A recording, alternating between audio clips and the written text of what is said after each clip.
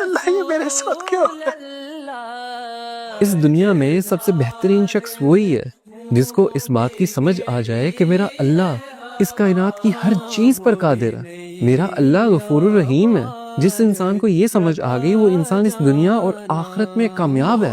ایک دفعہ آپ صلی اللہ علیہ وسلم کی محفل میں ایک بدو آ گیا۔ اس زمانے میں بدو ان لوگوں کو کہا جاتا تھا جو جاہل تھے۔ جب وہ شخص آپ صلی اللہ علیہ وسلم کی محفل میں آیا تو اس نے پوچھا کہ آپ صلی اللہ علیہ وسلم آخرت میں حساب کتاب کون کرے گا؟ تو آپ صلی اللہ علیہ وسلم نے فرمایا کہ آخرت میں تو حساب کتاب اللہ کریں گے۔ تو اس بدو نے دوبارہ پوچھا کہ اللہ کریں گے حساب کتاب؟ آپ صلی اللہ علیہ وسلم نے فرمایا ہاں اللہ کریں گے۔ یہ بات سن کر وہ بدو مسکرایا اور کہنے لگا کہ آپ صلی اللہ علیہ وسلم مجھے اجازت دیں، اور وہ وہاں سے اٹھ کے چلا گیا۔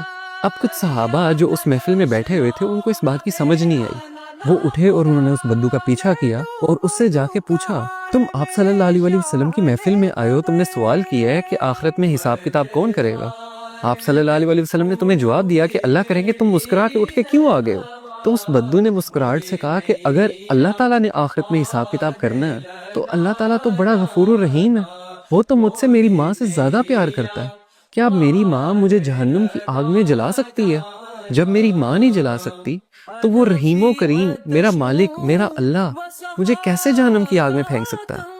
تو وہ صحابہ آئے آپ صلی اللہ علیہ وسلم کے پاس اور بولا کہ آپ صلی اللہ علیہ وسلم اس طرح ہم اس بدو کے پیچھے گئے تھے، اس نے یہ بات کی ہے کہ اللہ تو بڑا رحیم ہے۔